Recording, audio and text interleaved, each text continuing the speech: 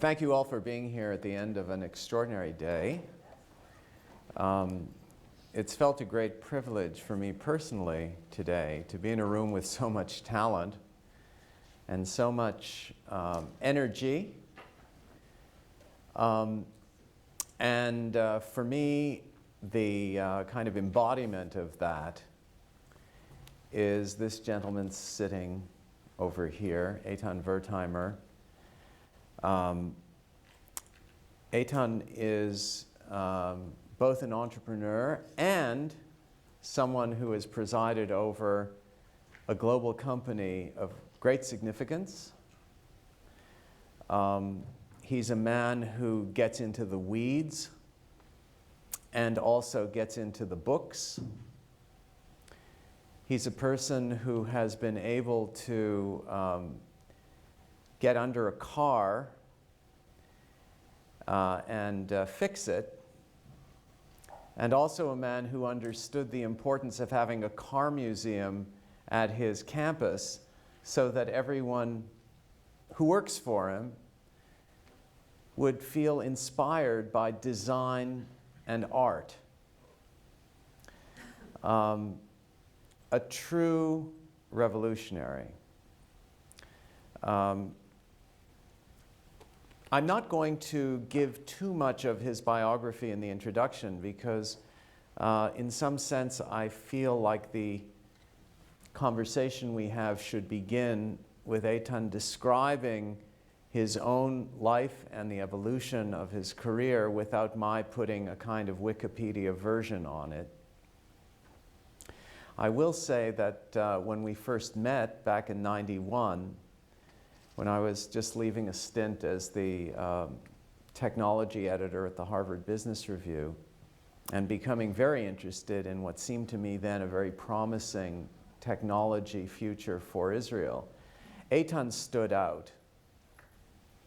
He stood out as someone who, and I mean this quite precisely, who humbly looked at the world of business and humbly believed that there was much out there to learn, and with tremendous discipline and great imagination applied what he was learning to a small part of a wonderful little geography in the north of Israel, and building out a campus that also became a town, that also became a technology incubator, and became an emblem of what Israel could be. I will say that he started a company, in effect, within a company, taking over from his father's machine tool company that was making tools, and then machine tools, and then blades, and then aircraft propellers, and all of you have smartphones, so just go to Wikipedia and Google ISCAR, and you'll find a success story that is among the most impressive of any great global company, so great that Warren Buffett has called it the greatest investment he ever made, which is why Eitan is no longer the chairman of ISCAR, but the former chairman of ISCAR, because he's wrapped the company into Berkshire Hathaway and has made his investor at Berkshire Hathaway enormously happy. And I know many people in the room would also be interested in the evolution of that relationship, but not yet.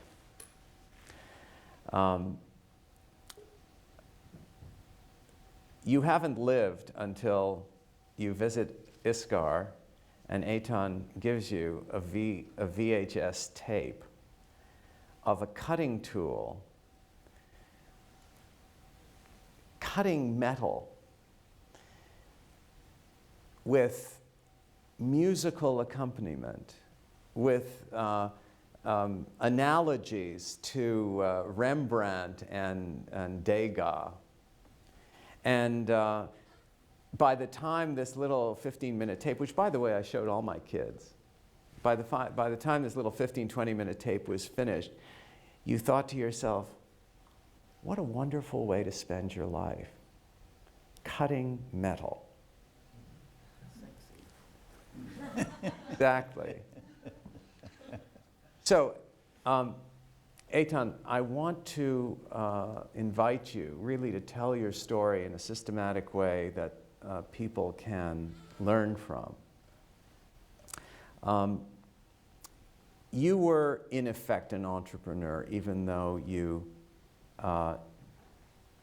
came into the family business. You made a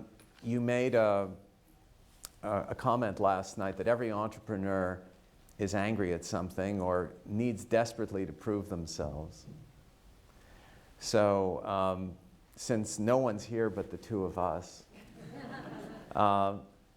maybe you can say what it was that you felt you had to prove when your father asked you to come in and help him turn around the company he had started, but also to explain to the students here just precisely what was the problem that you felt you needed to solve? What was the problem you inherited and the beginning of the way that you evolved a solution back in the 1980s? Let me first clarify. According to your description, I think my wife doesn't know me anymore, so I'm in trouble. So it's me. Okay. The second thing, I come from a family or society that doesn't know how to take compliments. We either say somebody either wants something from you or their standards are really low. So I apologize, but I have to be correct. Ask me anything you want. Don't promise you to answer everything you want, but and I'll be very happy if somebody will ask me a question that nobody asked me before, and there are no bad questions. Only mine are sometimes very bad, but it takes a long time to get there. I started as a kid in a little village, which even wasn't a street there, only a dirt road. I was born to good parents, very ambitious. Had father, very innovative entrepreneur. He started a business entrepreneur, but became a social entrepreneur. And I had a very strong mother that used to pull him at the evening and put him back to the soil because he was a dreamer and somebody had to lend him. But both parents came from the underground in Israel, were fighters. Lived hard times, both came from German background, before the war. And I started in a little neighborhood, and at that time also my father started the business. And at that time he wanted to call the business after my name. And my mother told him, maybe the business will not be so good, so we don't want the kid to have problems, so don't do that. And then I had a couple of not easy lessons. Age of 4, I lost one eye. I have protease. And had to learn how to live with it in the environment of kids. Age of 5, I had polio in the hand and the legs, and the leg, and had to overcome. I'm still missing a lot of parts, but it didn't stop me from flying, sailing, doing anything, going to the army. Nothing. Because your eyes are healthy, it's here. The body will let you do what it can do. It's not your limitation. It's only all in the mind. And I learned that less you see with the eyes, the more you have to see with your brain. So everything is good. And nobody thought that anything going to come out of that kid. So it took me a lot of years to show I can do it. I went to the army, I fought in wars, I did anything. I did probably more. What I found much later, that I'm also ADHD, attention deficit and hyper. But I found it only when I was close to 60, when all my kids mine were, and we had a lot of issues there. When they told me you have ADD, I said, okay, what should I do now? So, too late. And the result that when I was in the beginning of school, they were sure that I was an idiot.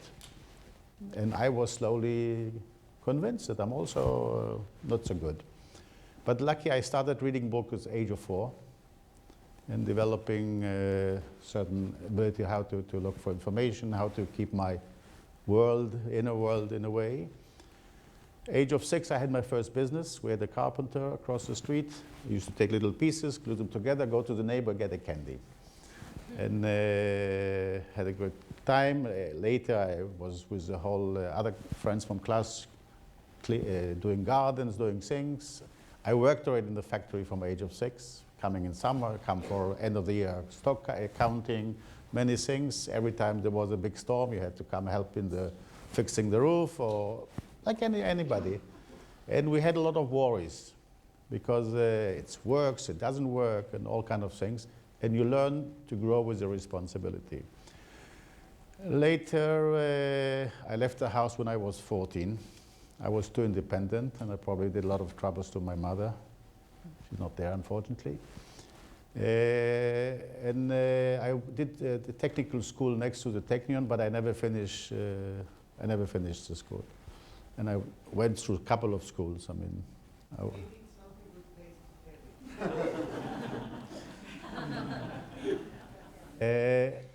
learning is important, and and my kids are already after school, so I can tell the story. But the issue was learning. You have two elements. One's the theoretical and the big picture, and then the story, and then the pragmatical one. And both are important. I got the formal information from books because I couldn't sit in a class. And then driving, you don't learn in school, you learn on the street. That's how you learn business. Later you have to go there, and we don't make swimming lesson or correspondence or on the email. I mean, you have to feel the water, for God's sake. And that's also with business. Unfortunately, only the hard minutes and the problem teach us. When everything is good, not much happens. But again, it's my personal experience. I wish you guys have a different thing, but I think the world turns the way it turns. Later, I went to the army. I was there doing all kind of developments and had a very interesting time. Then the 73 war. I just got out of the army 3 days before. I went back without waiting for anybody. I was in Syria. I was there, so this. And I found out my real ability in the war. That I'm sure many of you don't even know how strong and how much they can do. I didn't know till that minute that you can be very good, not sleep, not eat, and function and know what to do, and we have much more than we think inside ourselves. And sometimes it takes certain crisis, something serious to discover ourselves. And I've seen so many people that are so good and know so little about it. And some never find it out, and that's maybe a waste of resources. And then after this, I went and worked in a new business that they were building in Iskar for semiconductor industry, small miniature parts for hard materials, mostly for bonding machines for capillary blanks for the Silicon Valley and other things. I worked with another 2 other guys and had an amazing time. Then I went to the States for the first time in my life on 26th of February 76. And first worked for a competitor. Then I worked for a while and lived in his house, the nephew of Albert Einstein, developing 5-axis CNC machine, which was like a car that will go to the moon. Was at that time a dream, but it took a long time before it worked. And then I went to the West Coast to what was that time beginning of Silicon Valley, El Camino Real, Los Gatos, Los Altos, Santa Clara. And as a kid, I was afraid I was looking too young. And that would not, so I made myself glasses. We had just normal glass because just to look a little bit more mature and more respected. I got myself a gray suit. And I had such a lousy car that I had to hide it before coming to a customer, so otherwise we'll never buy to see the car I was driving. So anyhow, I came later back and decided I'm going to do my own business. I took two machines from the junkyard from Iskra. I fixed them and started doing regrinding. And but in Shlomi, in a little development town, and I rented a little space. We had some car from 20 years old, and another friend came in the evening, and later, and we built that thing. And a year later, I took a company I paid $1 for a company which had debt.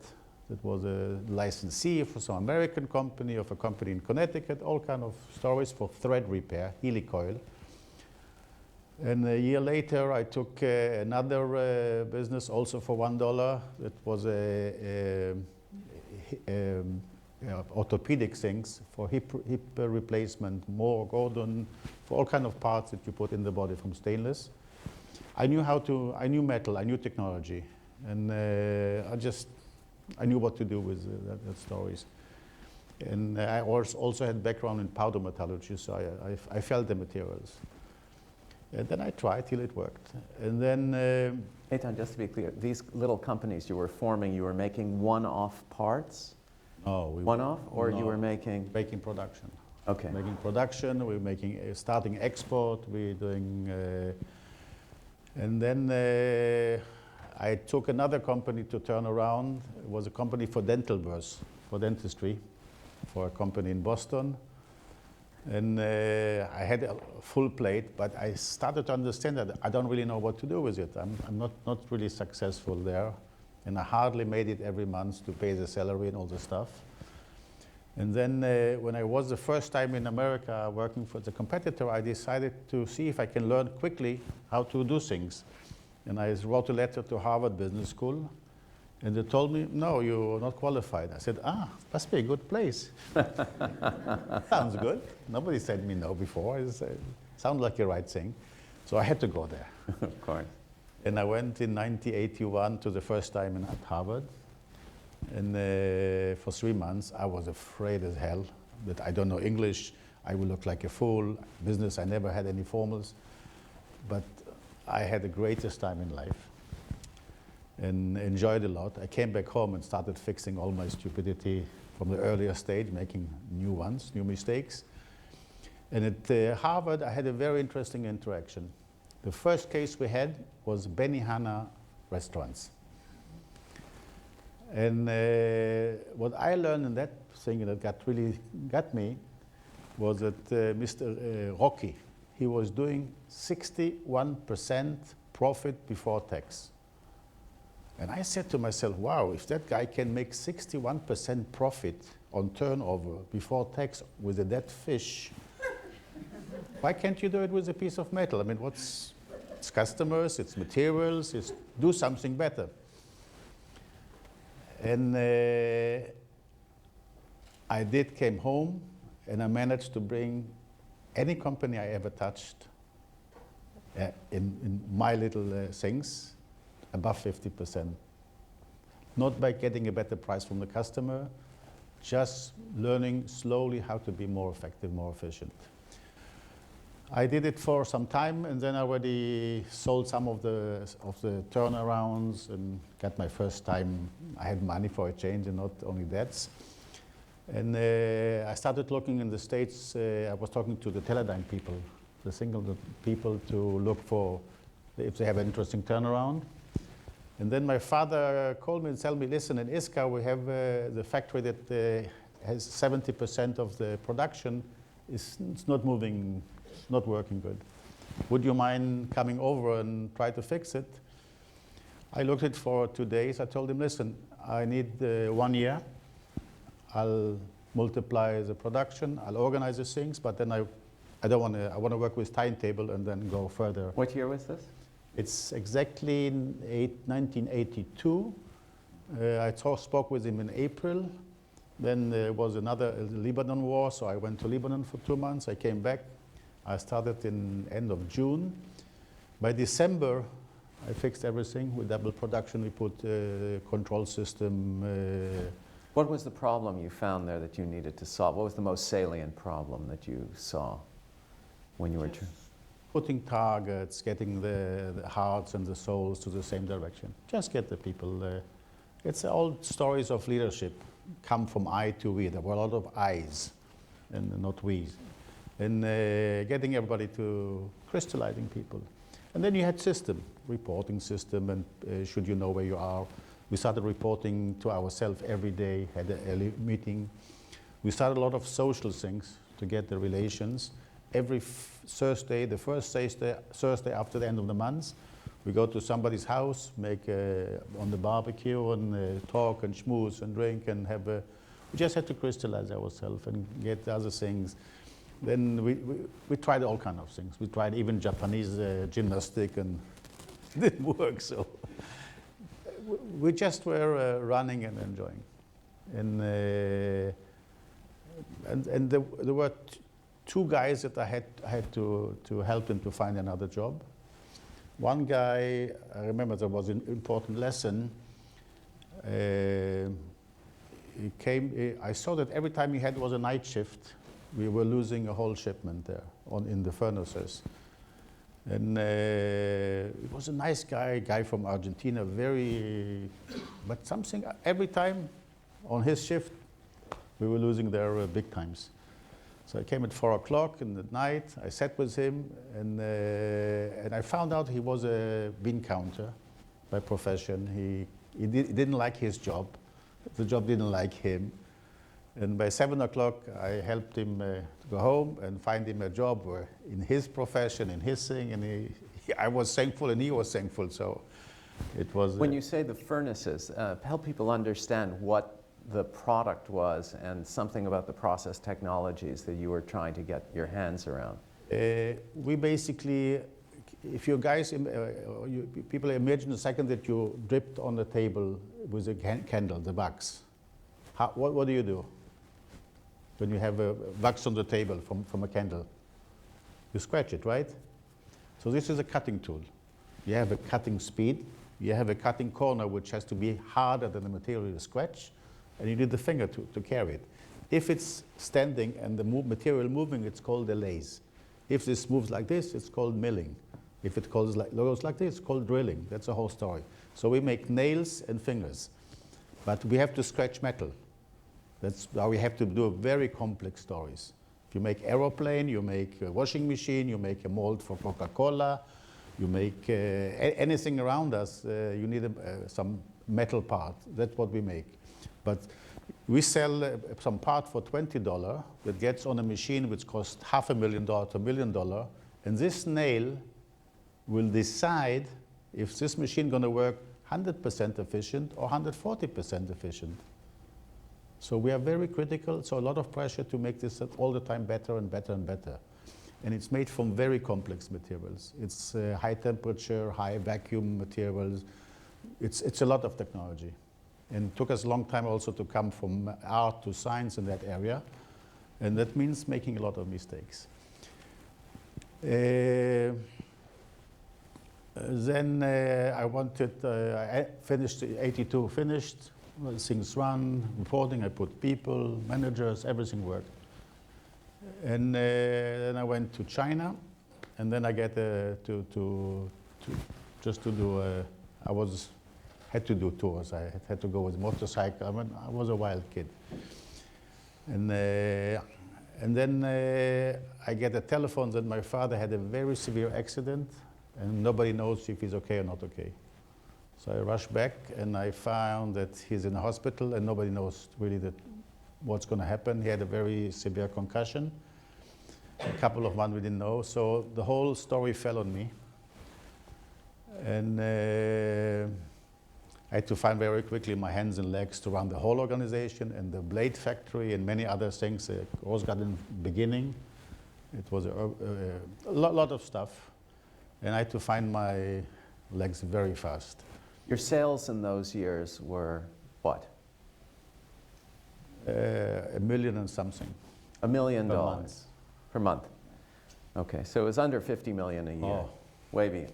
All right, so that's the moment when you begin to think about the DNA of a bigger company. Oh, that time I was only survival, not to make stupid things or not to make all of them the same day. I mean, it was just looking to survive. Okay. My father comes back after 5-6 months. He was a strong man. He came back and good. And then he asked me if I'm willing to take the whole business. I tell him, give me 2 days. And I came back and said, yeah, but I'll come for 10 years. I'll multiply the sales by 10.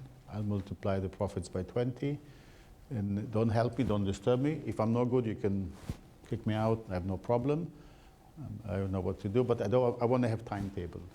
And I told him there are 2 departments that I'm not ready yet. Hold them another year, and then I'll take them. I need more time. Other things I feel okay. Other things I need some time. After 10 years, I gave the job to the guy I was working with, Jacob Harpers, and I'll tell you later how I did it. And we multiplied the company by, I'm not good with numbers, you know, and my memory is not that good, but crazy number. I had the luck that very early in one of my turnarounds, they bumped a $100 check on me, some banker. And I got so mad and so frustrated that I said to myself, I'll never be in the hands of anybody. And I made sure that we always can produce enough cash that we have to go to nobody to ask for any favors. If we don't have, we wait, but we don't take loans. And then I looked into the thing, and we formed a kitchen, a group of people, and because we wanted to start running fast and didn't want any organization to disturb us, because it takes too much time. The organization changed. When you say a kitchen, you mean a management team? Group. Yeah. Kitchen. And it was basically every day at 5 o'clock we sit in with a coffee and schmooze and really do all decisions there. We never had a board meeting. We never had anything else. And we also moved the responsibility left and right. And then we actually, that time, I first started, what are we doing? We went to customers to see what they talk about us, what our own marketing system. We had 2 little places, one in Germany, one in the States. And nobody knew about us, not in the customer side, other places. And I saw that we were trying to do everything. So we prepared what we called that time product focus. At that time they had the computer paper. It didn't have like today, graphs and all kind of stuff. It was 80s. And I had made, from this package of computer list, we sold 7% of our business. From this we sold, I don't know what. And from this list we sold 80-something%. The Pareto right, story. Yeah. It was even more than 80-20. And then I found that nobody wants to give us those ones. So we started developing system. And then we looked on the whole thing and decided how can we really become somebody there. When we started, we were after number 50 in the market. And we wanted to go towards the beginning of this area, especially to have a critical mass to make it long term. And that's in the cutting blade area? Only cutting area. Cutting blade. Cutting tools. Cutting tools. Cutting tools. Blade is, so this is the beginning of the 90s now? No, it's still No? 83. 83 okay. June. 83 June. And then we did a couple of things, very basic. I worked in production a lot. I can feel the thing. Jacob was very good in marketing and development. Another guy was very good in finance. I worked with another guy that, before this in the turnarounds, that every time I did something, he told me that I was stupid, and honestly, he was right. He was amazing. And we started running together. And then we had to make a very basic decision. Most companies or try to be market leader, or try to be cost leader, or to be the cheapest, or to do something different. It can jump, it can sing, it can, I don't know, whatever. And we decided we want to be both, and to try to see if we can do it. And then we looked on the production, and that was mostly my side. Jacob had to look how do we get more product, how do we develop faster. And I found in the production something amazing, such a revelation that I never thought about. I found that every time we planned something, we were never ever on time, on spec, and on cost. That tells a lot about our planning ability. We had a lot of ambitions, but we were not that good. But always we wanted more. We had a lot of ambitions. But we found that every time we did nothing, we were perfect. On time, on spec, on cost, because we didn't do anything. In production, let's say when you make this pen, you'll have to have 50 steps, 60 steps to do this, assemble all kinds of things. And we were looking, can we make the whole thing for half the amount of steps? Can we do more by doing less? And we ended up looking for technology and mapping ourselves and looking actively what to do. Of course, spying on our competitors left, right, and center to see where they are and see how we can do more. We went where they were building machines and see what they left there. I mean, anything in the book. And we basically automated, and we, until the stage that most people did their, or many people did their shift from house on the computer. And also, we found out early, every time we had a war, they used to take 30% of the people to the army. So we had to find some solution for that thing. And we were very strong on automation. Then I decided the factory used to look black and dirty and all the other stuff. And we decided we have to do it from a different angle. So I did the new factory, and I did it shiny yellow color. That just the opposite. I took some of the ideas from Pompidou Center in Paris, and we decided to run the factory through the aesthetic. And that means where they have the showers and the dressing rooms, dining room, the toilets. We made a rule that Hilton Tel Aviv toilets will look like toilets compared to our toilets. That was the rule. And we wanted the canteen to be something that will also teach the whole area how to eat. And a lot of things, because you influence a lot of people. And anyhow, we started growing like crazy. In the same time, we understood that we don't really know how to run big organizations. We know how to run little ones, and we shouldn't kid ourselves. And basically, we decided to build babies in every factory, to have a place to make babies, have a room, and then take a number two in a certain unit that doesn't want to wait till his boss going to be 200 years old. He wants also to do his thing. And we gave them buildings that they had their full authority and responsibility. Management all about balancing authority and responsibility, but also measuring everything every day. I don't want to take you too long into that thing. This thing started exploding and running. Every time we got to limitation, we were afraid of crossing the $100 million like hell, because we saw a lot of companies kind of get into the Bermuda Triangle. Did a lot of homework around this thing. Later we got to limitation of marketing. We're trying to work through distributors and people. And we saw that we produce a lot of new product, but that doesn't get to the customer. So we started bringing customers over and making seminars. It's a lot of progress story. When I finished doing the daily operation, end of '94, I for 2 years started already pointing my finger to every time somebody came to ask me something, to Jacob. Go to him, I'm changing the ink in the fax or some other nonsense. So they got used to go to him. And later asked me, what does it mean? I said, whatever you want. And I went to do turnaround in blades and only be not do the daily. We did build a development center. By the way, we have no headquarters in ISCA. We had only functions. We had only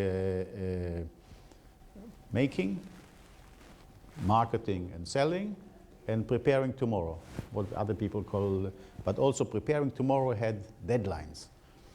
And deadlines were that we have a development center, that the second group finishes to develop a product, we put another group to kill it on that moment. We don't wait. And then we also measure every year how much, many percent of our product are younger than so and so many years, so and so years. How much we're selling from the new stuff and how much from, to check if we really are in the right side or not the right side. Right. Okay, so let me just, I don't mean to interrupt, but I just want to be sure that we're kind of marking the sort of landmarks of this, because there are different decisions to be made at different times. So when I first met you, I think I was right at the moment when you had just built that factory with the yellow floor. 86. Okay, so I met you in 90. Okay. And by that time, you had focused tremendously on automating the systems, simplifying and automating the cooking of these parts. In fact, you showed me how you had created this kind of cockpit so that all of the little, what are they called? Little thirds. No, but the ovens that they were being cooked in. Ovens. The oven. Furnaces. The furnaces were being fed by computer. And, Robots. and they were being monitored carefully by quality assurance technology that you had applied. By that time, you had a product line that was very focused, and you were at something like $250 million, as I recall, in the early 90s. Something like 250 million. I don't remember. That's what I quoted you in Harvard Business Review, so let's go with that. Some people say. So at that point, I mean, I used the term DNA before because, you know, you became eventually a multi-billion-dollar business with presences in 60 and more countries. As you said last night, some of these are just clones of factories or facilities that you had built before, and some were actually design centers. You had 14 design centers globally. So, Production and design and development. correct. So to get from that moment to where you are today, or where you were when Warren Buffett decided you were a great acquisition, you had to think through the problem that many Israeli companies have not ever mastered quite the way you have. Not many have. And that is to scale up and to create a global footprint, as opposed to exiting and selling to someone bigger. You decided you were going to grow. So I used the term DNA before because you used it last night, and I want to kind of refocus the conversation on the various principles of action that you felt you needed to apply. And maybe we should start with the human resource issues, like what you could not be for the many thousands of people who work in ISCAR. You could not be the kind of mentor and the kind of friend that you became to the kitchen. But what happened in the kitchen somehow had to scale up and have ramifications for the entire business. So what did you think about as what we call, what we might call cultural features that would allow that company to achieve the scale that you eventually achieved? When we looked on, we tried to find what really is influencing the people and what's the management unit. And we found that everybody is managing himself. The face he sees in the morning, washing the face, is the best friend and the worst friend they're going to have in life. And then we found that we have much less influence over the people than we thought. I once had a lesson. I had a development engineer that was a genius, but his table looks like Second World War. Always messy. My God, it was horrible. I tried to convince him to clean it up in a nice way, in an ugly way, buy him, sell him, push him. He was too clever for my nonsense. Took me a couple of months, and I one day came down for lunch and told him, listen, I have good news for you. I invited your mother-in-law at 5 o'clock to have coffee in your office. 2 seconds, everything was working. I decided, wow, I didn't know that there's a manager around here. I haven't thought about this one. Then I had 2 engineers that were quarreling about some projects that had to finish by November 22nd, 87. I already understood the game. So I went, I invited both of the wife and them, of course, for coffee in the office and asked who is inviting for dinner when the project will be finished on the 22nd of October. One said it will be a great honor for me. I didn't have to do anything. I mean, it's just, where do we take the shoes out of our living room? When somebody comes to visit. I mean, we are normal. In the culture, I first said to myself, if people will have good food, that's important. I have a good product. If the floor will be clean, I'll have also a clean product. Now, in the floor cleaning, I had two options. One, to clean the floor, and one, not to get it dirty to begin with. And we elected not to make it dirty to begin with. And the only way I could do it is bring the families for a visit and do it constant, and then bring other visitors. We had 250,000 visitors at ISCA per year. They were doing the job for me. Why do I have to work? I mean, and my job, I had actually to do the whole thing only with 2-3 questions. One, I used to ask the people, is the coffee okay? It's very important. And I ask them, what really will stop us to double our sales next year? Do we really understand our customer? Do we really know what the competition is doing? Do we really have little things?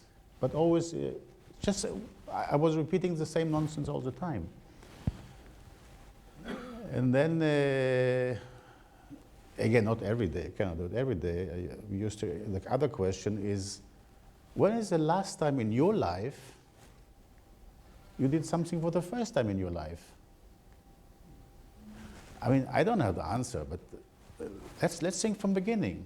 And then we found that growing 10 to 20% is much easier than growing in 1%, because that's just think we'll do a little more. Not really thinking, are we good? Where they're not defining, are we giving service? Do we make a product? Do we really understand what the customer needs? Do we make him more competitor? I mean, and but again, all with no atmosphere of judging. No, it all was done good. Then we moved. When I started at ISCA, we had 90-something% people in production. The rest were little marketing, little finance, little development. And I saw a company in Japan, Fanuc, Dr. Inaba, which I was a great admirer to him. And I came to understand his model many times, a lot of sushi with him. He was a genius. And he was doing at that time $750,000 per capita, had 30% in research, 50% marketing, and 20% production. And I liked his model.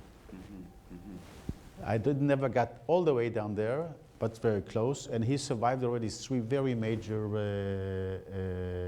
recessions. An amazing concept. And also, how do you manage your time? And how do you manage the next product? Very systematic. Anyhow, ISCA, first we did, as I told you, we did focus, so we went to one niche.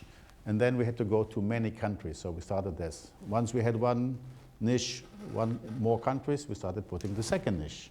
But we had to control ourselves. We were managing not our strengths, we were managing our weaknesses, because that was our strengths. Know your weakness and don't jump above yourself, you may fall. It's a little higher, too high to fall. And the old rule we always said, sleep on the floor, you will not fall off the bed. But don't kid yourself. and look all the time and be very, very, very down to earth. Just on the way, in '88, we had the 50% partnership with the investment bank that we were afraid they would be nationalized. And I went with my father to talk to them that we want to buy some of the shares, not to find one morning that we are partnered with the government or something like that. That was horrible. And they told us it's not a good idea and they love being our partners, and that's it. My father got very angry and very this, so we went back. At that time, the reporting position to announce to the public in a public company was 10%. And I happened to buy 9.9% of one of their daughter companies that was holding us. And coming back to them saying, you guys told us that the partnership is a wonderful thing. We're very happy to tell you we're also now partner with you that are partner with us. And then they said, you know, we thought about your idea, there's some beauty in it. So they sold us 20-something%. In '95, the relations were getting impossible. They were a public company, wanted to put our numbers out, and we wanted to hide them because we didn't want the competition to see it.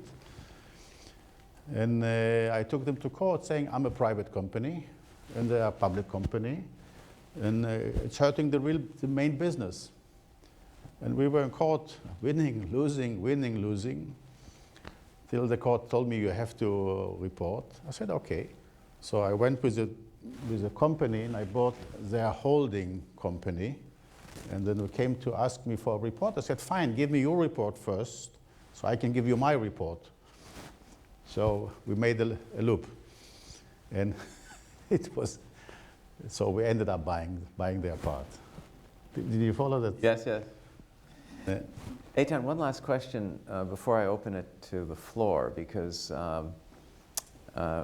the decisions you made with respect to quality control were clearly going to have a tremendous impact and ramify through the organization. So you spoke about the mother-in-law day, and I could see that, just having one day where 5,000 people get visited by their mother-in-law. That will certainly clean up the factory.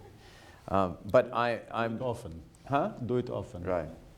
Well, I guess as a visitor to ISCAR back in the early 90s, I guess I was like a mother-in-law, right? I was coming and looking to make sure that the yellow floor was immaculate. But how else did you drive the quality movement? You mentioned Fanuc and Japanese geniuses who were geniuses on precisely these dimensions. Driving quality assurance principles through a larger organization. Can you think of any innovation you made there, or any specific salient idea that you pushed down through? It was very simple. I mean, there were two countries that if you sell to them, you sell to anybody else. In Europe, it was Germany, that they had the highest quality and most strict standards. And in Japan was even 3 times more. Mm-hmm. So we systematically went to the hardest. I sent the people to the hardest place, but I sent all the people from the production, from the logistic, because not only to give the product in the right dimension, on time, give an answer within 5 minutes. It's a lot of understanding how they do. In Japan, we were thrown out of we were working with Kyoto Ceramic, Kyocera. First. Later we started copying, so we stopped. And later we bought also Toshiba Tangaloi, it's our division now. And anyhow, I think the day that really the understanding happened, we were, I think, for a year and a half thrown out of the place, and the people at home are starting to say, why should we work for those guys? They're crazy, and all the other regular things. And I told them, listen, the rule is the customer is right. Or you accept it or forget about the business. No tricks. And then we did send to Japan the #1 engineer and 16 people from all over the thing, and we did not come. Neither Jacob nor me. And they came to the Japanese, and the chief engineer was amazing genius, and he explained the Japanese, how is this, and there was 20, 30 people in the room, and they say, hi, hi, hi, hi, and amazing, and this. He talked for one day, another day, and everybody was enthusiastic. End of the second day, a little Japanese stands up and says, oh, Mr. Stumbler, very, very interesting. But in Japan, we want it like that.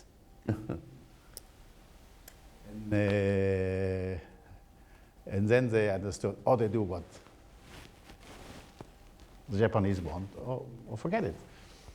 So they went home, and on the way, they sat together on the airplane, they decided who's going to be lead, and they start running to the... Who's going to what? Who's going to lead that group, Oh, yeah. and how we're going to turn around the quality to get...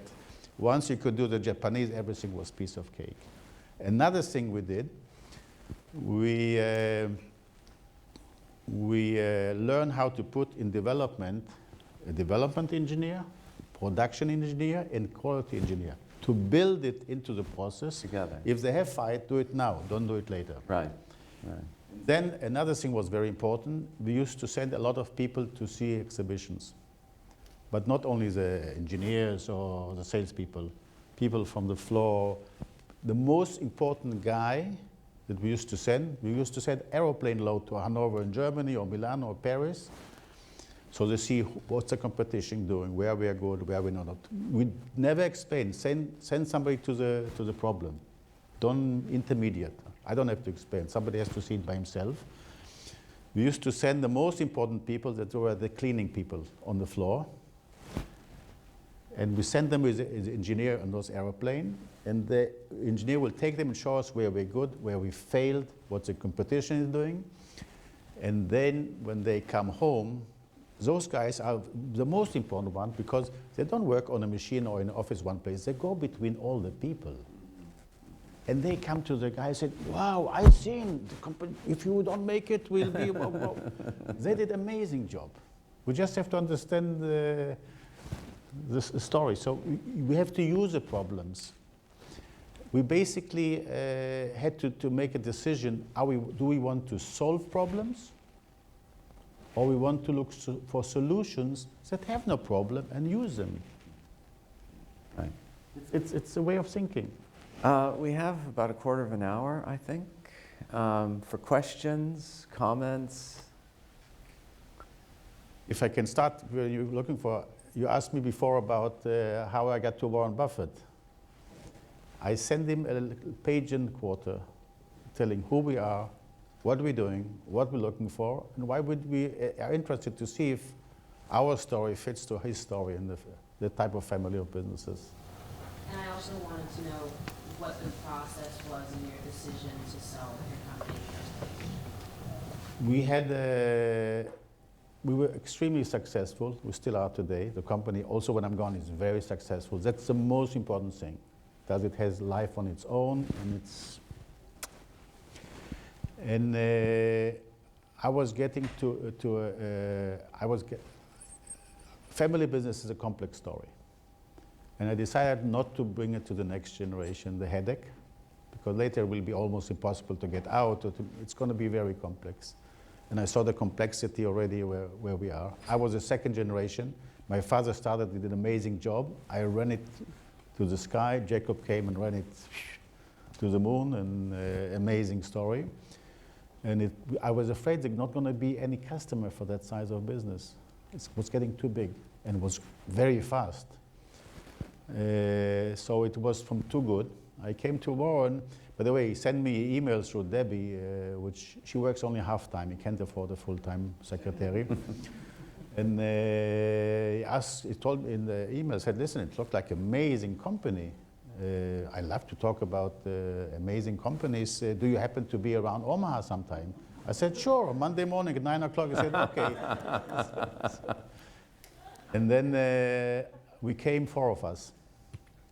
I told him, listen, we are a group, also in the family, also in the work, and we made rules for the whole thing. And the rules are very simple. There were 6 of us in the group, and if somebody says, we all had fears, we all had hopes, but if somebody says it doesn't feel, it's fine, without explaining. Do it because you want, not because you have to. No. Otherwise you start politics. No. And everything on table. And we sat with him and had great time. Took us out for lunch, driving his car there. He had some, whatever, it was before the Cadillac, it was some Chevy.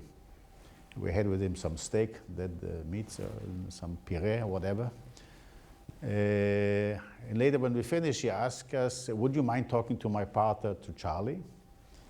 And we said, sure. Where is he? He said he lives in the West Coast in LA. But let me check where he is, and he was in New York. So we flew to New York to see Charlie, and Charlie was in a hotel. He came with, we call it with a bucket of ice water, you know. He started the other side of the game. And I told the other guys, go have coffee downstairs. I mean, we love pressure. We know what to do. I mean, we come from wars. Just put more pressure. I mean, we bloom. And it's exactly for us. I sat with Charlie till 1 o'clock midnight. We had the biggest fun of it. And it's good. I mean, and we just had fun. Not fun, I mean, it was amazing intellectually and the thing. A lot of joy. And then I came down, tell the guys, you want to fly home? I said, why not? So we call up the pilots. Are you guys still on your legs? I said, yes, but we have nothing to eat. We said, don't worry. We buy on the road some bagel, lox, or whatever, cream cheese, some Coca-Cola. Don't worry, let's go home. I came a month later to Warren. I was at in a Jewish agency meeting in Toronto. You know, this big Jewish gathering. It looked like a bigger bar mitzvah. And I felt like a mezuzah. Everybody's kissing you, touching you, and going away. I thought maybe I should make a startup, you know, a mezuzah that kisses back, or a wet kiss, or something, you know. And yeah. And then I went and we talked a whole day, not about business, about life, about philanthropy. I asked him, how do you say no in philanthropy? How do you, all kind of things. How do you don't ruin your children? How do you make sure you don't turn them into welfare case with lots of success? That's stories. And later I told him, take your time. We never bought any company outside of the US. It's the first time. Here also to study tax, other things. I'll come back beginning next year. On March 21st, we met in New York. And I told him, you know, it's the first day of spring. It's the first day that light wins over darkness. The days get longer than the night. It's a good day to make business. And I showed him the results, what happened since we left him on 25th of October before, till the night before. And he said, wow. And I said, yes, I told you. I showed him also records of 20 years. By the way, I did not then start due diligence, because he doesn't do due diligence. But I took a company, didn't know why we did it, but we did the information room and due diligence all ourselves. So we had everything ahead of time. You can do things before, you know where it's going. And then again, I went to see Charlie in the West Coast, and I came back on Friday after I had some students.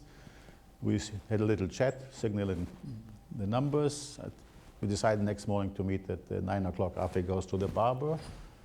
We said in 3 minutes we finished the deal. Then we phoned everybody. And then I told him, listen, when a lady goes to buy a tomato, she will check it. Check the quality, color, hardness, if it's good. I told him, it's a hell of a big tomato. Why don't you come check the tomato? It's a big one. And he told me, listen, I do things the way I do. But I told him, but if we finish the deal, do you promise to come? He said, I promise to come. And we finished the deal, asking, when are you coming? He asked me when to come. I said, 6 September. I also was ready. And then we decided to try to finish the whole thing with less than 2 months, to be ready for 5th of May for the announcement, for the shareholder meeting. Mm-hmm. And we worked day and night like crazy, and we finished everything. We did antitrust in all the countries. We did amazing time. We couldn't stop later the adrenaline. We were running like machines, but we loved every minute. Please. So fascinating. I suspect that everybody in this room wants to join your company just for the joy of being part of that big enterprise. Would you talk a little bit about how you've affected the culture in Israel, where you are, the specific place, and how you talked about, changing the food habits of the people around you? Would you talk a little bit more about the outreach that's specific to where you are? The same area, we also build industrial parks to have more startups, more things for philanthropical reason, not for business. And we also developed a little town called Rose Garden City to have a certain environment how people like to live. And the whole industrial area there. We did later also in many other places. I went to education, take young people from poor families to income making academic, to do good for the country, good for them, and good for the mothers because they run the business.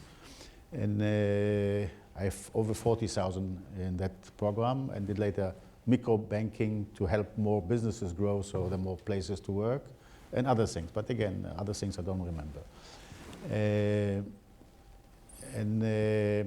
We very consciously started in a place that people didn't talk nice in industry. The language, what happens, somebody has a problem. And then the people came with sandwich, and there was no, and I didn't think it was too healthy to sing. So we did everything around those things in a very systematic way to influence. We were never, in the kitchen, for instance, it will be only the best ceramic and the best food, but really high quality and selection. And so everybody can pay a little bit just to keep the right of a customer, and it's served on the table. It's served on the table, and all the environment. And then we gave a lot of authority for the unit managers, the baby manager, to help somebody comes to work for 20 years, 30 years. You have to be there in the year that he has problem, he has somebody in the family, everybody has some problem in life. That's part of life. And you have to be there at that time. And then and everything has to be the language, how you talk to the thing. It was more important, and with a critical mass, you influence all area. Is how you eat, how you talk, how the toilet looks. I know that half of Israel now have yellow floors, yellow machines, and start painting the people yellow. I told them that's no good.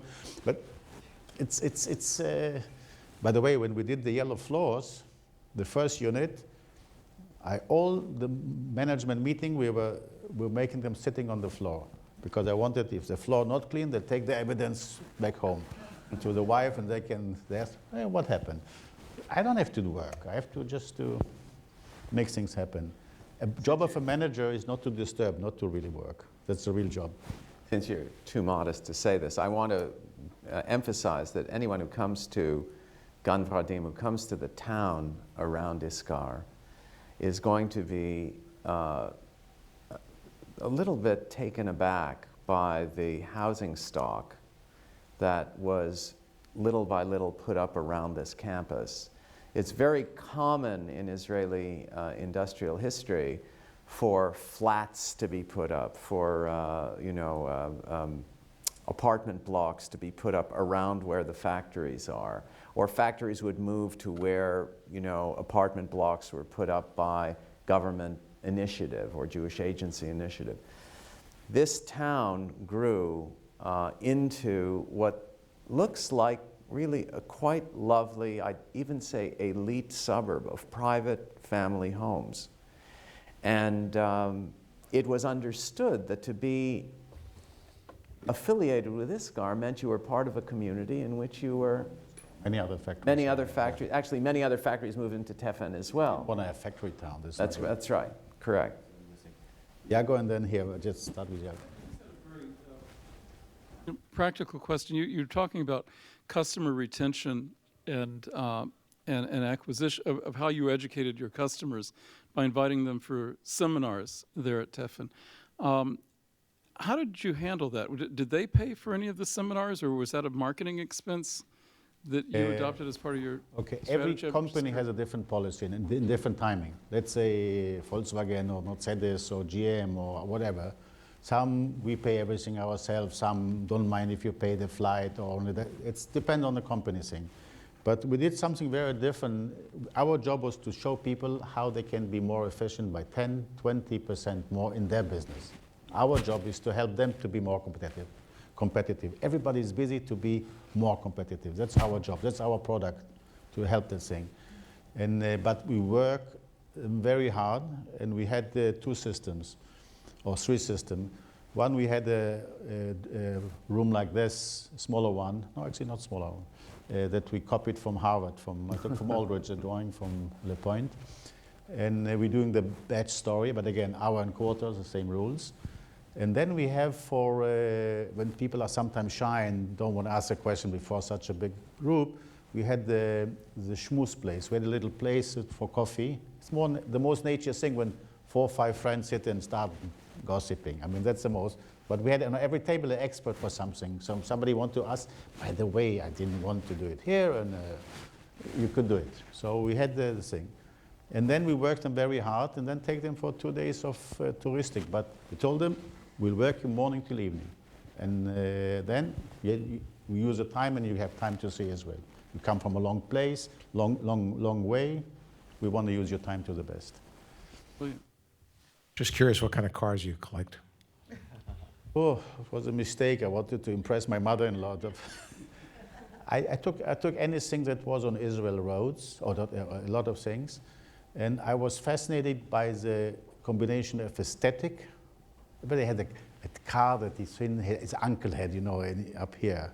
And we all wanted to impress a girl with a car. I mean, I never had that chance. And then it has also technology. It's a combination of aesthetic and technology, and I loved that story. And I dreamt as a kid to have a factory for cars, and I understood that the whole market is just teeny-weeny, doesn't work. And it's one of my nonsense. I mean, there's a lot of nonsense. There's also an My wife art can tell museum. you. There's also an art museum on the campus. museums, There's also a museum of the Palmach. There's also technology. There's a lot of stuff. Yeah. I made experimental school later because it threw me out of all the schools, but it didn't help.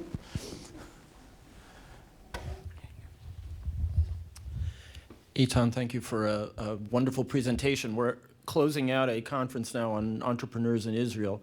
And other than the mention of the problem of mobilization during wartime, you haven't mentioned any of the particularly Israeli challenges that you as a businessman have faced. And so I was wondering if you could give us perhaps 1, 2, or 3 of the most distinctive problems that Israel and that you as an Israeli entrepreneur have had to overcome. First of all, I don't think I know everything about the country. I hardly know the road to get home, I mean, for God's sake. Israel has a much higher percent of ADD and ADHD than most of the other places in the world. That comes because of the Holocaust. It also will be true in any society that went through something like this, because ADDs and ADHDs are much better survivors than non-ADD. So the percent in Israel is very high. No, it doesn't say that's the only place. And there are, it's like my story and many other amazing entrepreneurs. By the way, entrepreneurs, lots of them are the one that couldn't sit in class or could, but without problem you don't get there. You need this drive. The other thing people forget that pressure and tension brings creativity, and we got quite a plenty of that thing. And then we also live in an extremely small home market. We have to go out once we want to grow. I mean, you have to go to find customers. You have to start learning how to talk languages, and the most important thing we start learning by doing a global company is to understand what we don't understand. I mean, how clever we have to be in purpose to understand that we're not. The only asset we have is our ignorance. Gives us a chance to learn something. And every day. And learning belongs to the future. What we know anyhow belongs to the past, and this is gone.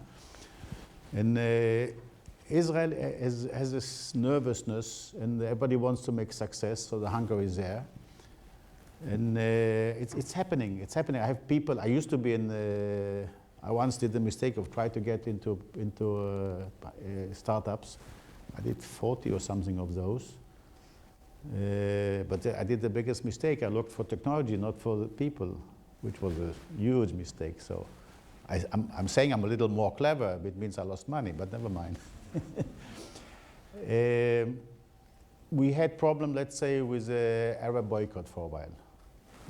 But then we said, listen, we must make such a product that if somebody wants or doesn't want, he has to buy it because nobody else makes it. It just forced us to, and everybody has problem. Then when we had recession, we used to tell the people, listen, you sell to economy or you sell to customers? Let's find another customer or another product for them.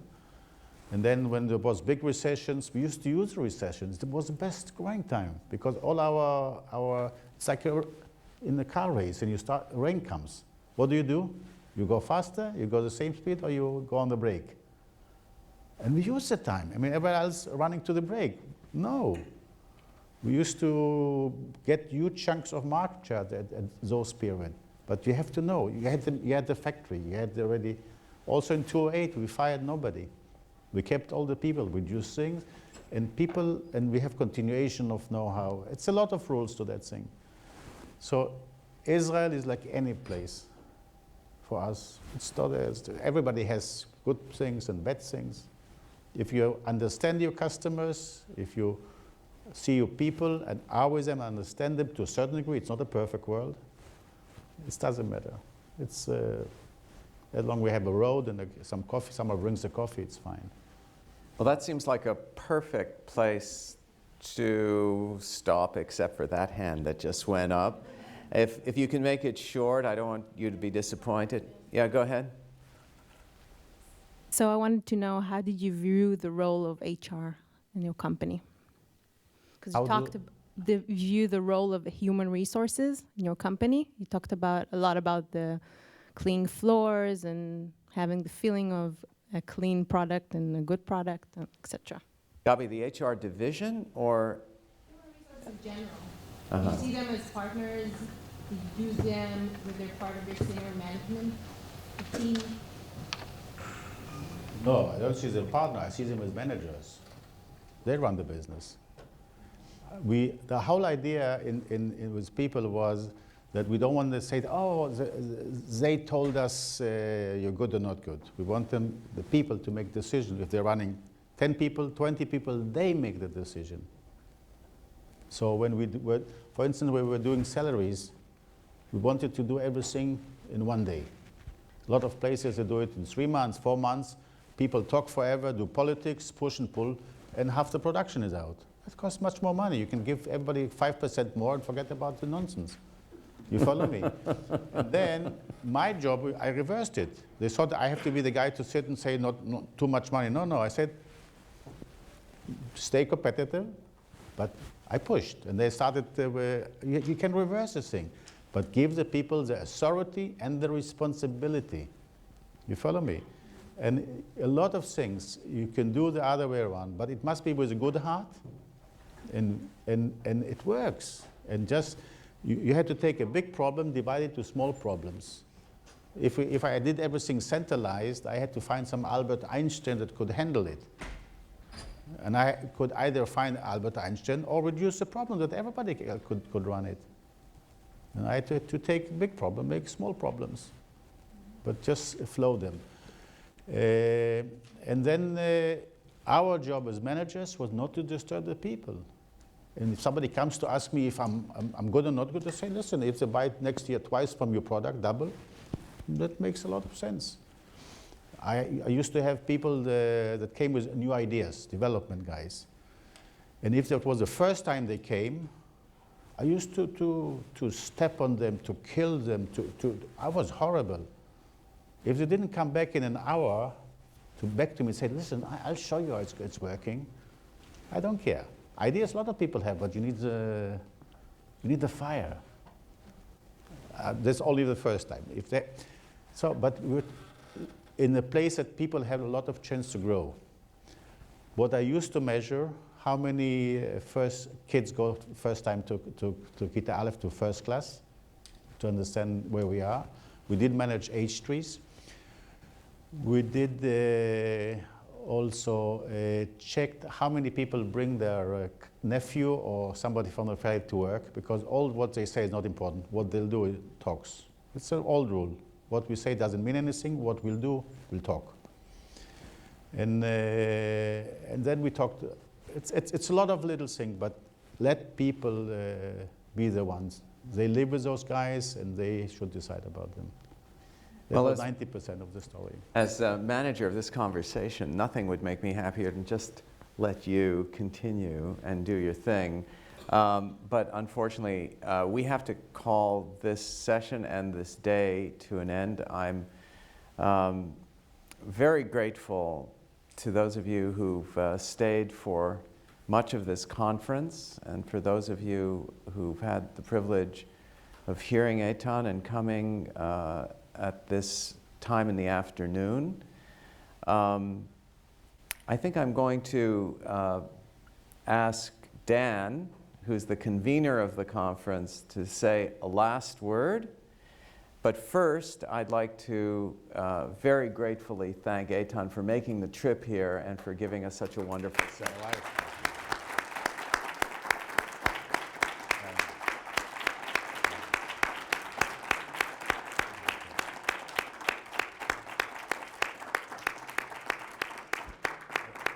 The only thing I can wish everybody that may you never have to see a doctor or a judge in your life.